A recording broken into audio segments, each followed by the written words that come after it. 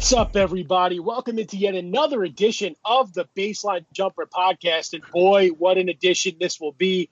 I'm Jason Goldstein, joined by Ben McDonald. I do not have a savvy intro for you tonight, Ben, because we have just witnessed an insane NBA draft lottery, and we need to get right into it. But first, let me at least ask, how are you, my good friend? I'm doing well, man. I'm enjoying everything except for the Bulls slipping down the lottery. Oh, boy, I know. It was a crazy draft lottery. And because tonight was the lottery, we are welcoming in our Double G Sports NBA correspondent, Hill Boyce, back with us for the first time since October. Hill, what's up, man? Thanks for taking the time. No problem. Just here to talk some exciting local New York City basketball, specifically the Knicks.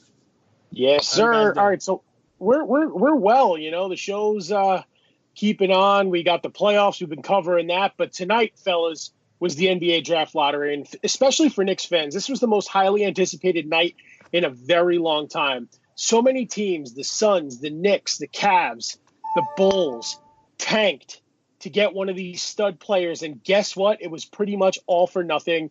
The first draft lottery where 3 of the 4 teams had 32 or more wins, and they're all moving up in the top 4. So just a quick recap. The Grizzlies, Lakers, and Pelicans all moved up, and the Knicks were the only one out of all the bad teams to finish with the top 4 picks. So I guess we'll do a little roundtable discussion. Ben, I'll start with you. Your thoughts on this draft lottery process and how it all played out? I mean, it was a good lottery overall. I mean, I think it kept it exciting.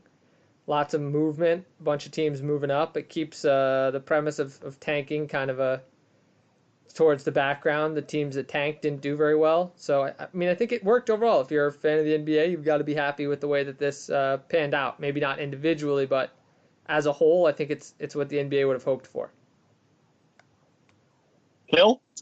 Yeah, absolutely. I think that, I mean, I was very, very skeptical. You hear all the time, obviously the NBA tries to not condone tanking, and they talk about it all the time. And Adam Silver goes on these press conferences all the time and talks about how it's not good for the league, it's not good for the spirit of the league. But, I mean, I tend to disagree at times, but I think that with this new lottery system, this did it perfectly as far as everybody else but the Knicks falling down and the Pelicans. Obviously, there's going to be a lot of drama based on them with Anthony Davis, and they get the number 1 pick. And honestly, if I'm David Griffin now, I go to Anthony Davis and say, are you sure you want to leave this? So I agree with you, Ben. I think that this is one of the best case scenarios for the NBA. Maybe not so for marketing, but for the NBA in itself. Yeah, and we're going to have accelerated rebuilds in both New Orleans, potentially the Lakers, depending on what they do it for. And in Memphis, if they compare a Ja Morant with a Jaren Jackson Jr., I mean, those are 2 cornerstone pieces to build around, definitely. But since we're a local-based podcast, the focus is all on the Knicks. And all you heard for pretty much the entire season, once the Knicks started to slip in the standings and all the build-up to the lottery, let's get the number 1 pick. Let's get Zion Williamson. And then today, it was reported by Shams that if the Knicks did get the number 1 pick, they were going to package it in a trade for Anthony Davis. Obviously, Woj and some other media outlets refuted that. I don't know what's true and what's not.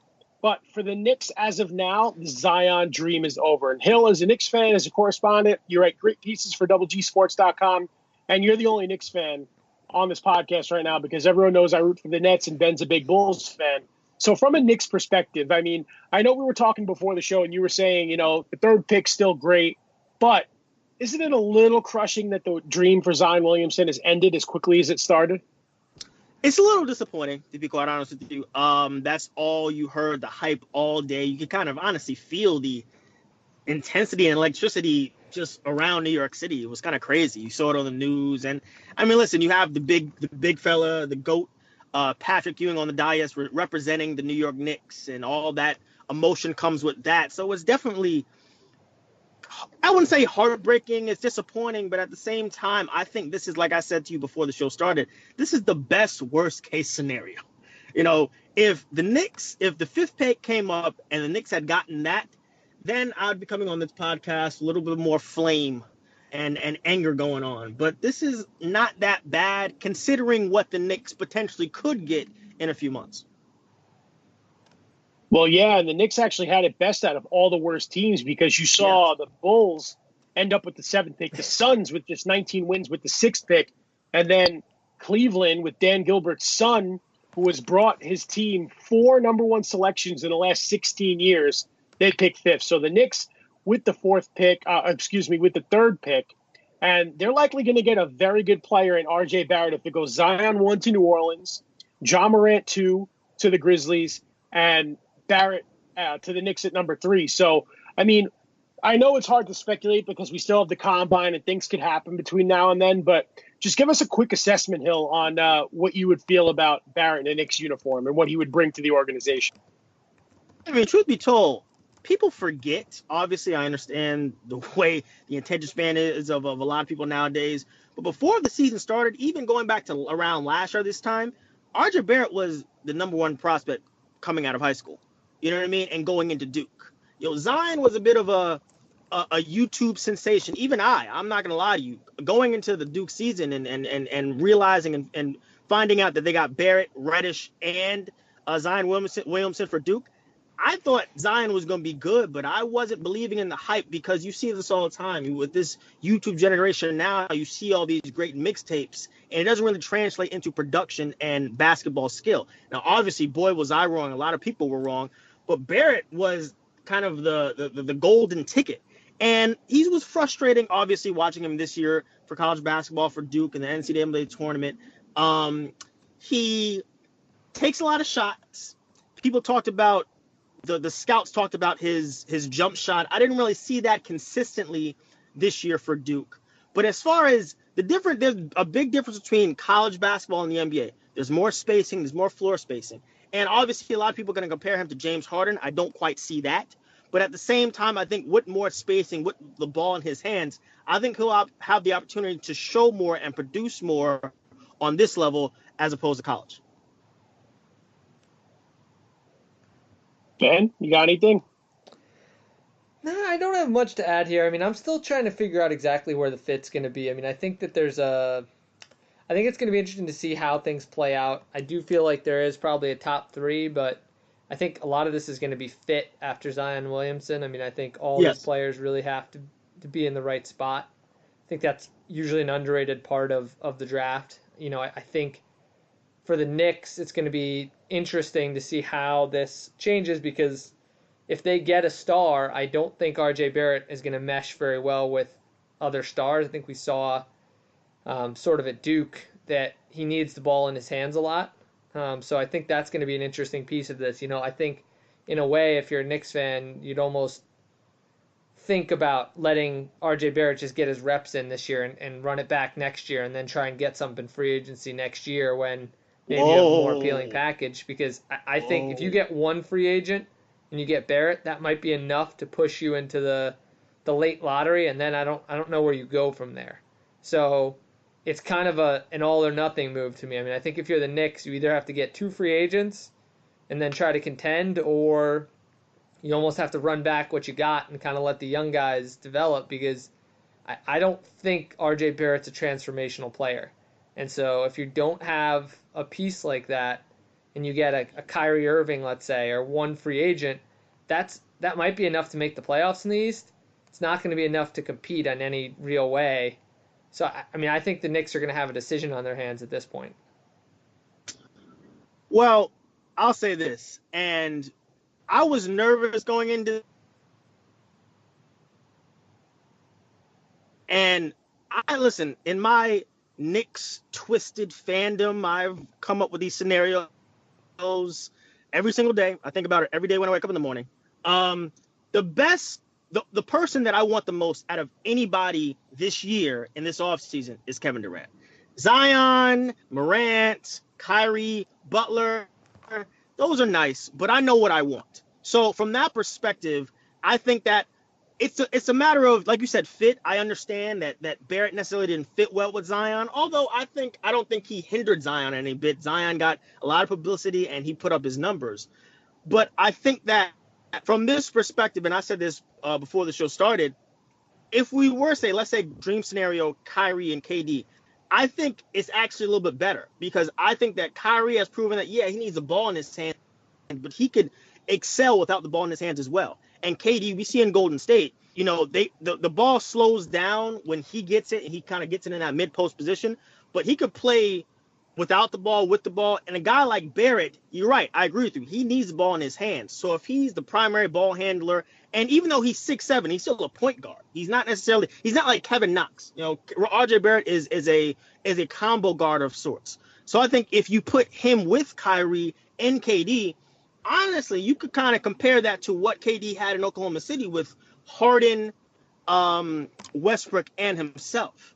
So I know I'm thinking best case scenario, and the Kevin Durant thing it's fickle at this point. You don't know what necessarily is going to happen. You hear all the rumors, and is this percentage? It's 95, it's 5%, and he's a fickle human being, so he could change his mind. But I think that, like I said, the best case scenario of this is RJ Barrett, because I think he still has a high ceiling. And not only that, you think about trade situations where maybe we're out of the running for Anthony Davis, but a guy like Bradley Beal, a guy like Mike Conley, there's other ways to spin this. And not only that, Knicks also got aided by the Dallas Mavericks moving out. Now we have a 2021 unprotected pick, and I think a 2023 unprotected top 10 pick. So we have more assets right then and there. So the Knicks and Fizdale and Scott Perry, they have things to play with going into the summer and going into what I believe is the most crucial offseason in Knicks history. So you sounded super level-headed when we got on this call, Hill, and now as I hear you start to talk more and more about free agency, I think you're speaking for a lot of Knicks fans out there. I will say this. Zion Williamson is a once-in-a-generation NBA talent. There hasn't been so much hype around a prospect since Anthony Davis 7 years ago. And then you have to look 9 years back with a guy named LeBron James. So let's shift gears to free agency. I'm just going to say one more thing real quick on the Knicks, because if you're a Knicks fan right now, you are absolutely crushed tonight. The talk all over the city, Zion Williamson.